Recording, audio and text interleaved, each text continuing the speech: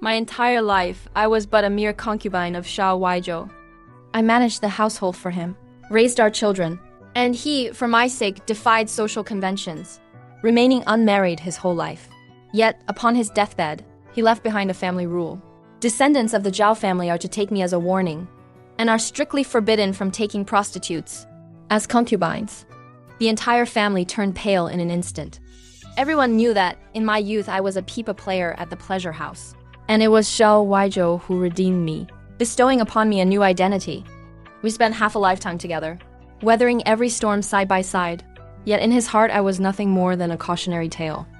When I opened my eyes again, I had returned to the day of becoming his concubine. I lowered my head and said to the matchmaker, "Thank you, Darren, for your kind intentions, but Kishan already has a benefactor." Silence filled the room as I finished speaking. The matchmaker's face darkened. "Is this true? What benefactor could possibly compare to Master Zhao? Think carefully, girl. To gain the favor of the prefect is a blessing others only dare to dream of." I lowered my eyes calmly, without offering an argument. Once, I would have thought the same. Back then, in order to stand out, I held my pipa and practiced day and night without rest. On the pleasure boat, I finally caught the eye of a young official who kept glancing my way. He had me stay, his expression gentle, asking for my name, where my home was, and why I had entered the pleasure house. I was flattered and overwhelmed, holding my breath, answering him one by one. My cautious and timid manner had drawn a light chuckle from him. He rewarded me with silver, and only then did he let me withdraw. Back then, no one expected that. The dignified governor of Yuzhou, a top scholar favored by the emperor, would be schemed against, spending a night with me. And even fewer expected that, after that night of folly, he would actually fulfill his promise, willing to grant me a status. Regaining my senses, I covered my mouth and smiled. "Please convey to Master Zhao that, before him, I already had a benefactor. Darren is not my first man, and he never took my virginity. It was but a one-night encounter. Why speak of taking responsibility?" Seeming to have never seen such a shameless woman, the matchmaker was stunned. He remained silent for a moment. "Young lady, choose your words carefully. The chance to change your destiny only comes once. Do you truly not want to shed your lowly status?" In my previous life, I had seized that opportunity, not only escaping my lowly status, but also becoming a favored concubine in the prefect's mansion. The girls at the pleasure house all envied my good luck. After all, Xiao Weizhou was young and held a high position, with a face like jade and upright character, having no maids or other concubines. Only the aunt who raised me shook her head and sighed. Climbing too high is not a blessing. The Zhao family is a noble clan. They will never accept someone of our background. At the time, I didn't take it to heart. The Zhao family was in the capital, far too distant from me. In Yangzhou, there were only me and Zhao Huaizhou. Apart from official business, we stayed together day and night. I had mastered the art of pleasing others at the pleasure house, and I poured it all into him. When he wore plain clothes to paint, I would play the pipa to set the mood nearby. As I played, his study was soon filled with portraits of me. I was still young then, arrogant because of his favor, often making him buy honeyed fruits from Song Tower, or hairpins from Jingshu Pavilion, or I would lock him out. Though Zhao Huaizhou was cold and sparing with words, he followed my every whim.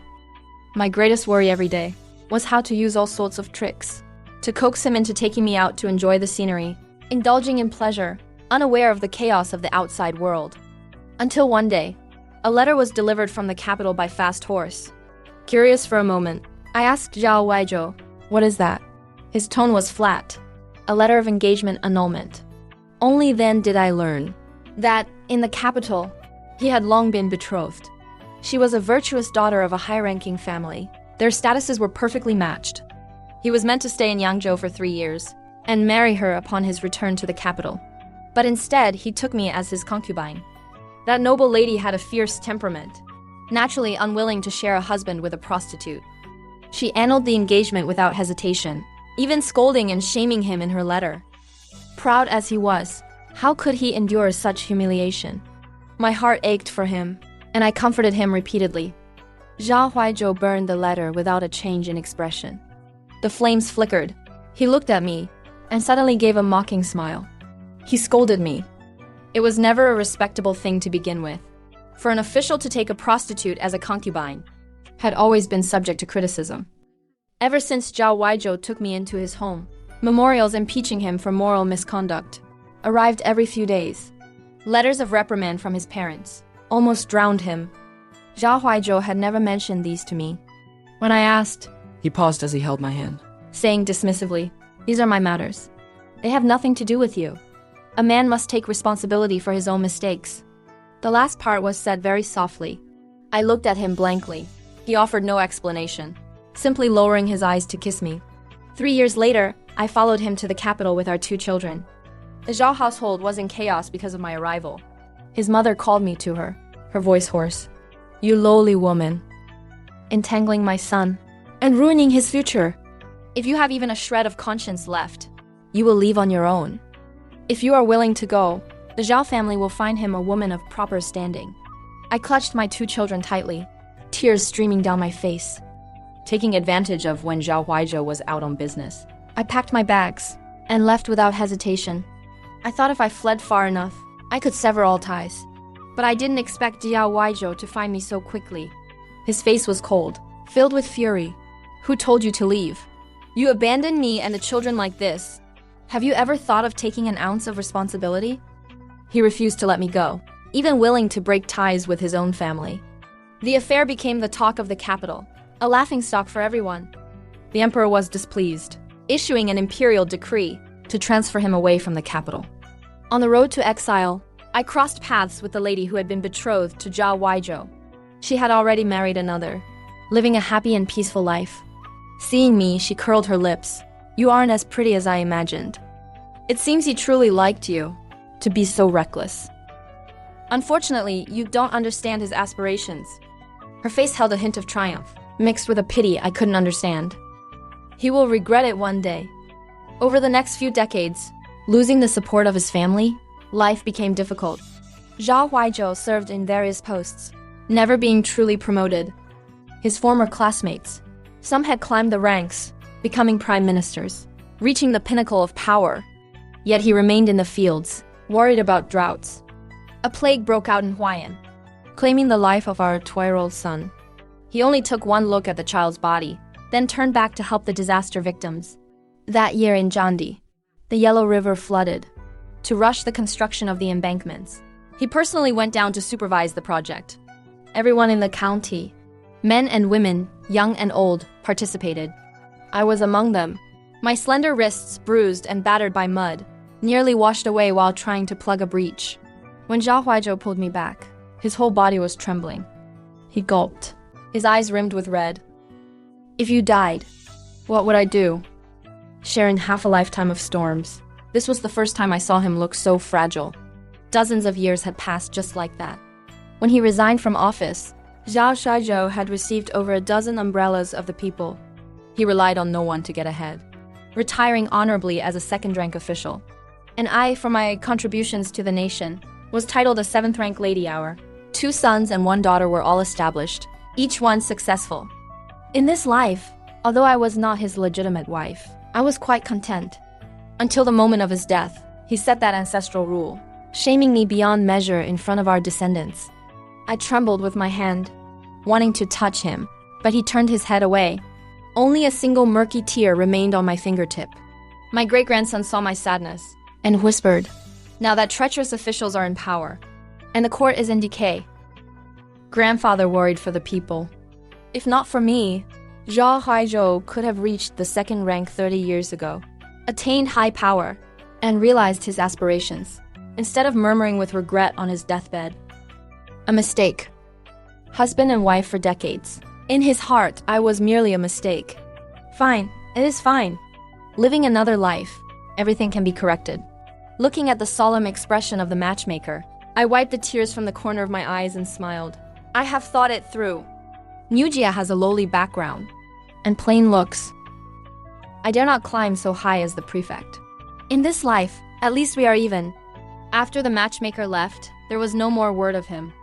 The girls at the pleasure house laughed at me for being a fool, not knowing what was good for me, refusing to be a concubine to a high official, insisting on suffering in the pleasure house. I didn't explain, just told them to focus on practicing their arts. Half a year later, the noble consort gave birth, leading to a general amnesty.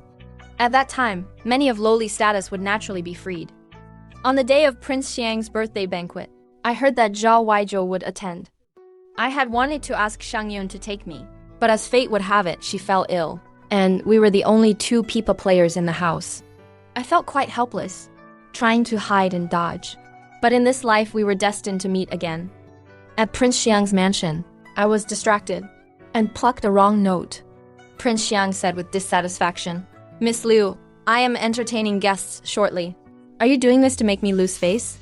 Harassment from patrons was a common occurrence. In my past life, Xiang Yun played perfectly, yet he still wasn't satisfied, humiliating her severely. Xiang Yun came back and cried several times. People like us are of low status. No matter how great the grievances, we can only grit our teeth and endure them. I knelt down in fear. It is Qixin's incompetence. I beg for your lordship's forgiveness. As soon as the words fell, out of the corner of my eye, I saw someone walking slowly from the entrance. When passing by me, their footsteps did not falter in the slightest. They walked straight past. My whole body stiffened. I lowered my head even further. Prince Xiang smiled and went to greet him. He paused for a moment, then waved his hand at me irritably. "Leave, your skills are not refined enough. Don't make a fool of yourself here." I expressed my thanks with a trembling voice, clutched my pipa and retreated. When I reached the door, I heard a faint, "Wait." Zhao Huaizhou looked toward Prince Xiang, his tone cold and detached. "For future banquets, just invite some professional singing and dancing troupes. Do not call for these courtesans again. They are accustomed to being frivolous, and it is easy to stir up trouble." Prince Xiang's expression seemed to darken slightly. I worried he might have other instructions, so I stood outside the hall, not daring to leave just yet. The night wind was biting cold, piercing through the thin, paper-like gauze dress I wore. Out of the corner of my eye, I saw someone stumbling out of the shop. They leaned over the railing, brows tightly furrowed, looking to be in great pain. I hesitated for a moment, intending to walk over. My sister pulled me back, advising me with good intentions. "He is just a merchant. It's better not to get involved." Did you not hear what Lord Zhao said just now? Getting entangled with a strange man will only make people think we are frivolous. I shook my head gently. He is a merchant, and I am a musician. Who is truly nobler than whom? Besides, whether we are frivolous or not, it is not for Zhao Weizhou to decide. I handed him a sobering pill, speaking softly, whispering, "Take this. And drink some warm water. You will feel much better." He was stunned for a long time, before carefully taking it. "Thank you." As I turned away, he called out to me, his tone sounding somewhat nervous. "Just now in the shop, the song you played on the pipa was very, very beautiful." The wind blew, the clouds shifted, and a piece of moonlight spilled down. A refined face flashed before my eyes, with clear and distinct features. I couldn't help but feel a sense of favor. "Do you understand this as well?" He lowered his eyes, looking somewhat saddened. "When my mother was alive, she was also a woman who played this." I also felt a pang of sadness. No wonder he became a merchant. Out of the corner of my eye, the merchant glanced at my thin clothing and frowned, He reached out to his outer garment. but then silently stopped. I saw through his hesitation and took the initiative to speak. "It is too cold outside. Could you lend me your coat?" His face flushed slightly. "Are you not afraid of the divide between men and women?" I said indifferently, "I am not the daughter of a wealthy family. I do not care about such things. My body is my own. Only when one gets sick do they know how difficult it is." Sure enough, after putting on the coat, my body felt much warmer. I happily thanked him. The young merchant scratched his head, his face turning even redder. Perhaps helping others made her happy. As she walked back into the shop, her back seemed to carry a sense of cheerfulness. I couldn't help but slightly lift the corners of my mouth. At that very moment, a sentence came abruptly to my ears. "Is he the patron you spoke of?" My whole body stiffened. I looked in the direction of the voice. The night was hazy. Willows hung low. The silhouettes were blurred like an ink wash painting. I could only see a purple robe, a jade ring and a silver belt. Seeing me lost in thought, "Answer me." I woke up as if from a dream, bent my knees and knelt down. Qixin does not know that gentleman from earlier. It was only because I saw he was unwell that I lent a hand. A cold wind blew against my face, and I subconsciously tightened the coat around me. This scene was taken in by Zhao Huaizhou. Take it off. My heart sank, not daring to delay for a second. I quickly removed the blue long coat from my body, folded it neatly, and placed it before me. You, a woman, actually dare to strut around in another man's clothing. If everyone were like you, disregarding propriety, knowing no shame, would the customs of Yangzhou not collapse? My lord, it is truly too cold. Qixin is truly afraid of catching an illness. If I had a choice, I would not want to be so casual. Wearing a stranger's clothing, Zhao Shi's gaze fell on my pale face, lingering for a moment. He lowered his eyes. This was your own choice. I suddenly lifted my head. He watched me calmly. The small path was paved with pebbles. The night became increasingly cold. The moonlight spilling onto the road also carried a chill. I do not know how long I knelt, but when I looked up again, I realized Zhao Huaizhou was already gone. Where he stood before there quietly lay a purple outer robe. I returned to the music house with the 2 robes.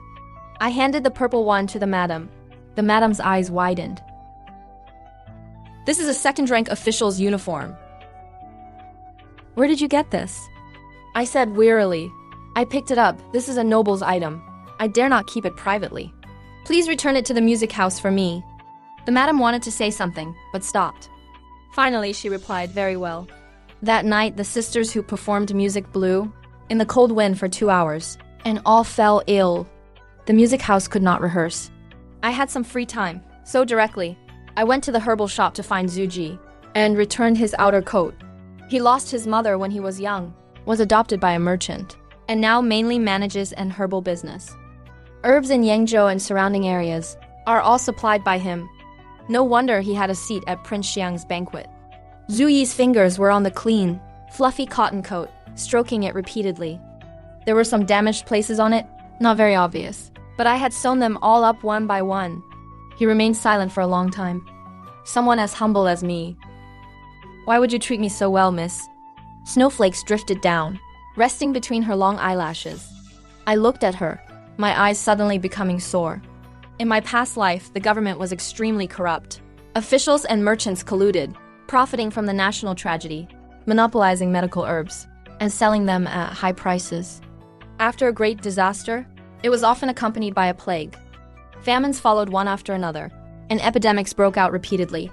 To raise money for all the herbs in the county, Zhao Huaizhou worked day and night, his eyes red from exhaustion. The lives of the people were too bitter. I also wanted to save silver to buy them medicine, eating chaff and vegetables every day, while doing needlework with my hands. But in the end, the money saved was far from catching up with the soaring prices of herbs. The people were unable to buy medicine and could only submit to fate, waiting for death. My child had already passed away, and I did not know whose child would suffer next. Just then, a young herbal merchant appeared. He disregarded the danger of execution, took no payment, and secretly transported to Huayan hundreds of thousands of taels worth of herbs. The people of Zhangdi were able to survive the plague because of this. Zhao Huaizhou brought me to thank him in person. Zhu Ji was wearing a slightly worn cotton coat, his expression introverted and reserved. The commoner also wanted to save the people from danger, but unfortunately, my origin is humble, and my ability is insufficient. These are just small favors. He's not humble. He is a kind-hearted person. Zhu Ji sent many herbs to the sick, girls in the music house. He was worried that I would be infected, and specially brought some precious supplements for me, telling me to take them on time, to strengthen my constitution. The sisters in the music house teased. Perhaps in the future we will become the boss lady of the herbal shop. Even the madam heard the rumors, and came specially to find me. I have inquired. Boss Zhu's uncle is the county vice prefect in Yangzhou, a direct subordinate of the prefecture chief Zhao. He holds real power. If he spends some money, and his godfather says a few good words, you will be able to remove your name from the humble registry. Boss Zhu has a large fortune, and most importantly, he is young and quite handsome. It would be good for you to marry him, but I did not want to marry. I only wanted to wait until I escaped my status, to take my accumulated money and travel the mountains and rivers with my pipa. I told Zhu Ji this idea. On the Grand Canal, the river was wide, and the clouds hung low. He was rowing with both hands, unable to clap, but used his bright eyes to show approval. Can you take me with you? I don't have much talent, but my wealth is decent. And I am quite good at guarding the house. The music house forbids singing girls from interacting too frequently with men. To see me, he could only come as a guest, spending 300 taels of silver to rent a tour boat, and another 300 taels to invite me on board to play the lute and accompany him for drinks. The madam was happy. Zuji was happy. And I was happy too. After all, I used to be the one serving other guests. But on this boat, it was Zuji who served me. This time, he brought Western fruits. Bright yellow and orange. They tasted exceptionally sweet. I asked Zuji, "What is the name of this?" He thought for a while. It's called a mango. The skin of the mango is hard to peel. He stuffed all the flesh into my mouth. The shadows of the two people reflected on the river, intertwined together. On the wide river, a boat appeared out of nowhere. Red lanterns exuded a sense of dignity. That was a government boat because the person standing at the bow was wearing official robes. He had been watching this side. I wonder what he was looking at. Mist filled the river. I could not see his face clearly. I thought of him day and night, counting the stars and the moon. I finally awaited the news of the noble consort, giving birth to the imperial prince. However, the emperor did not, like in my past life, issue a decree for a general amnesty. I was not reconciled. I quietly went to make inquiries, and only then did I understand. Zhao Huaizhou had submitted a memorial to the emperor, requesting him to show compassion for the suffering of the common people. He argued that a general amnesty would not benefit the stability of the people's livelihood. In my past life, he had submitted the same memorial, but at that time, he was mired in scandal, and the emperor paid him no mind at all. Yet this time, the emperor actually listened. The next opportunity to gain my freedom would take another 10 years. I could not wait that long, so I went to Zuji for help, begging him to help me break free from my lowly status. I fear I shall never be able to repay this favor. However, I have always been thick-skinned. I coaxed him with sweet words to go and ask his uncle for assistance. Zuji, touching the lipstick mark on his face, went off in a daze. The official document for my release should arrive in a few days. I packed my luggage and said a tearful goodbye to my sisters. When it was time for Auntie, she called me into the room with a complex expression. Seeing that purple official robe embroidered with flying birds before my eyes, I was taken aback. Why hasn't it been sent back yet? I have sent it over several times, but the commandery governor's mansion refused to accept it. Their attitude was ambiguous, only saying, Auntie seemed a bit unable to voice it, that you must deliver it personally. Zhao Huaizhou is most particular about rules. Working under his command, not a single step can go wrong. For instance, in my past life, I wanted to supplement our household income, so I planted many wild vegetables in the courtyard and secretly sold them outside. He discovered it and threw away all the vegetables I had painstakingly grown. With a sunken face, he said I failed to distinguish between officials and merchants, competing with the commoners for profit. It was all talk that I couldn't understand, but that did not stop me from feeling wronged. I hugged him and cried loudly, demanding he return my radishes and potatoes. Take this outer robe, for example. Since he handed it to me, in his eyes, it naturally should be returned by me. Arriving at the commandery governor's mansion, I silently handed the robe to Zhao Huaizhou. He was looking at documents with his head bowed, not even sparing me a single glance. Just as I was about to leave, he spoke coldly. Is it washed clean? I shook my head hurriedly. This is an official robe? This humble slave girl dares not handle it without authorization. He lifted his eyes slightly, looked at me for a moment. You are very good at finding excuses for your favoritism. I remained silent. He was saying things I did not understand again. Zhao Huaizhou ordered someone to put the robe away, but he did not let me leave. The door closed. He slowly sipped his tea. You pulled strings with Zhu Zhencheng to get your release. My chest tightened suddenly. I replied in a low voice, yes. His tone carried a hint of concern. After leaving the pleasure quarters, how do you intend to make a living on your own? Zhu Zhencheng's nephew is willing to take this humble slave girl in. He is a merchant. Zhao Huaizhou slowly rotated the teacup in his hand and said, deep in thought, merchants value profit and often disregard loyalty and righteousness. It is not a wise choice. I shook my head. It does not matter. He does not despise my lowly background. He remained silent. I had no choice but to explain. To be released from the pleasure registry, it has always required a high-ranking official's guarantee, and then a redemption fee in silver. This humble slave girl has all the documents in order. There is no reason to remain. Zhao Huaizhou seemed to smile faintly. Then what if I refuse to let you go? I bit my lip hard, my expression turning ugly. Lord, why must you make things difficult for this humble slave girl?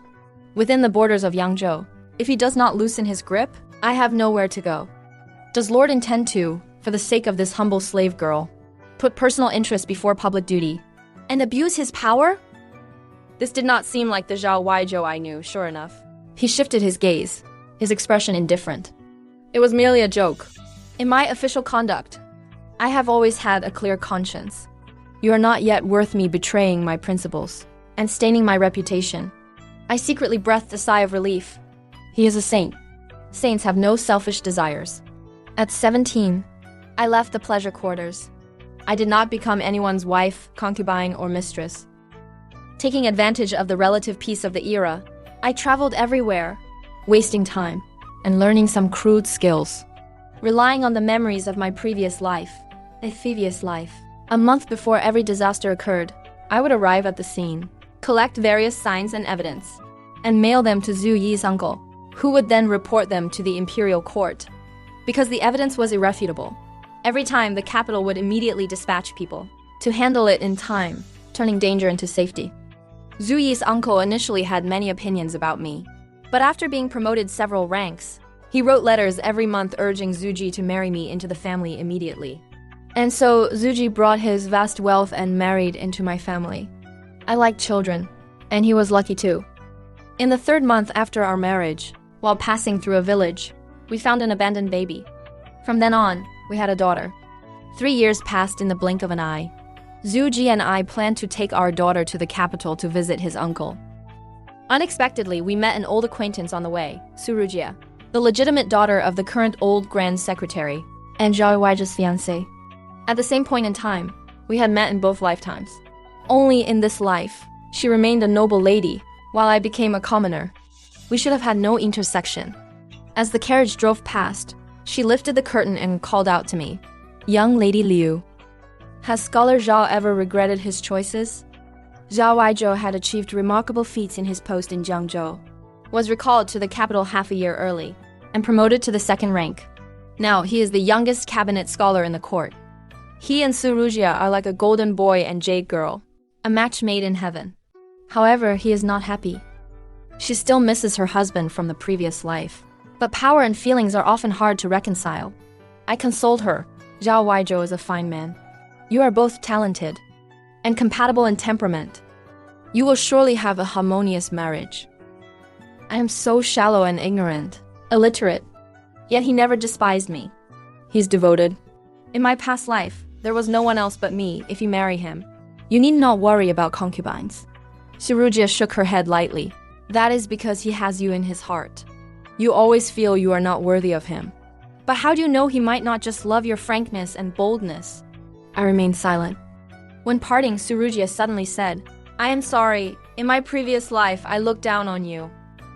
I always thought you were a femme fatale, ignorant of suffering, and only obsessed with romance. I smiled silently. Singing girls do not know the sorrow of a lost nation. That she thought so was not surprising. After I was reborn, I also wanted to try to do something. The Dongling floods, the Waiyu rebellion. I had mentioned them to my father, but unfortunately confined to the inner chambers. No one was willing to believe me. It is thanks to your help. It is nothing. Once she marries Zhao Huaizhou, naturally there will be someone who believes her. By then, she can use her memories from the past life to assist Zhao Huaizhou. He will be able to save more lives. That night, a torrential rain fell on the outskirts of the capital. Zhu Ji, obeying his uncle's orders, braved the rain to enter the city. I stayed at the inn with my daughter to take temporary shelter. A thunderous rumble startled me awake, followed by a loud noise. Someone climbed in through the window and fell to the floor. Blood spread across the ground. I first hid my daughter away, then picked up the crossbow I had purchased at a high price and approached cautiously. But he seemed to have exhausted all his strength, lying on the ground, unconscious of whether he was dead or alive. The moment I recognized him, I froze. It seems being an upright official is not easy. Zhao Huaizhou has already reached the pinnacle of officialdom, entering the cabinet as a high minister, yet he still falls victim to schemes, nearly losing his life. Fortunately, over these years, I have learned some medical skills, so I stopped the bleeding for him. He was momentarily out of danger. After finishing all this, I intended to leave, but he grabbed my wrist. Zhao Zhao, his eyes remained closed, his forehead covered in cold sweat, repeatedly muttering these two words. Zhao Zhao is my childhood nickname. In my previous life, after I married into the Zhao household as a concubine, in the intimacy of our chamber, he always loved to call me that. I did not dare to think further, picked up my daughter and moved to another and overnight. I did not see Zhao Huaizhou again. Until a month later, I went with Zhu Ji to visit his uncle, not expecting Zhao Huaizhou to be there. He saw me from afar. Miss Liu, facing Zhu Ji, he did not put on airs. Greeting him politely but distantly, "Young Master Zhu," I bowed respectfully. He said indifferently, "I heard you two have not married in all these years. Why? Are you not interested in him?" I finally understood. The fact that Zhu Ji had married into my family was unknown to Zhao Huaizhou. He still thought that after 3 years, I was still alone. I answered respectfully, "This commoner's personal affairs need not trouble the Lord. I have long known you have high aspirations." He seemed to smile faintly. "If you were truly willing to marry a merchant, you would not have waited until 3 years ago to leave the pleasure registry." My expression sank. Lord seems to have always looked down on merchants. You must know that among the scholars, farmers, artisans, and merchants, each has their own value. I did not want to argue with him anymore, and intended to leave, but was called back by him. "Zhao Zhao, the person who saved me that night was you." I turned around abruptly. Zhao Huaizhou stared at me quietly. In those deep black pupils of his, emotions surged uncontrollably. Finally, he suppressed all emotions and spoke calmly. I remembered things from my previous life. Coming to the Zhao residence this time is solely to thank you. Thanking you for knowing when to maintain boundaries. Reborn in this life, there was no entanglement. If you need any help in the future, you may come and find me. After all, we were once husband and wife. So that was the case. I let out a sigh of relief. "You're too kind, Darren. I have yet to congratulate you on your upcoming marriage. May your future be bright and prosperous." Zhao Huaizhou did not respond. He merely stared at the woman before him. Her hair was soft and fragrant. Her eyes were clear and bright, full of spirit and gentleness, just as she was in their youth. Yet, in their previous life, by this time, she had already borne him 2 children. Those 2 children resembled him, very mischievous. The mother and her 2 children in the mansion, playing and frolicking. He had always felt annoyed, because he suffered the resentment of his parents, the mockery of children's rhymes, and the indifference of his superiors. He spent his whole life being exiled, depressed and unfulfilled, seeing the suffering of the people, yet powerless to change it. History books would even dismiss him with a mere stroke of a pen. Indulged in feminine beauty, ruined his ambitions because of a woman. He knew he was innocent, yet he could not help but use those ancestral teachings to show everyone that he held a grudge against her. He resented her for her humble background, which dragged him down his entire life. Love, hatred, and obsession meant he could never let go. Living a new life, the moment he learned that Liu Yu was not his concubine, he let out a long sigh of relief. This is also fine. Oh, we walk our separate paths, unconnected to one another. He had too many official matters to handle. The empty treasury, the depleted granaries, the corrupt officials in the court, and this year's imperial examinations. Compared to the affairs of the nation, he felt she was not worth mentioning. That was what he thought at the time. But now, as the two stood silently facing each other, there was nothing to say. He did not know why, but he watched her with a hint of obsession, unable to tear his eyes away, until a crisp, childish voice broke the silence. "Mother." Zhao Huaizhou abruptly lifted his head. His originally composed and calm expression vanished at that moment. My daughter clung to me, acting spoiled, asking me to take her to find her father. But Zhu Ji had already set off. The earthquake in Jiandi could not be stopped by human strength. According to the trajectory of the previous life, The epidemic was already starting to emerge. He did not want to put me at risk, intending to go alone first to scout the situation. I cast a worried glance at Zhao Weizhou. He looked somewhat off. Standing under the eaves, his face was completely expressionless. Are you not yet unmarried? I explained to him. Zhuji married into my family, so we are considered husband and wife. This is our daughter. Zhao Huaizhi's face turned deathly pale. His body had not yet fully recovered. I was a bit worried, and could not help but ask, Darren, should I call a physician to examine you? No need, he said, expressionless. Leave. I picked up my daughter, and could not help but urge him again. Darren is a pillar of the nation. You must take care of your health. If he died, the same life of misery and suffering as the previous life would surely return. I did not want my daughter to experience that again. But he still said coldly, Go. I understood. He wanted me gone. In any case, my daughter had become impatient. I picked her up, turned, and walked away.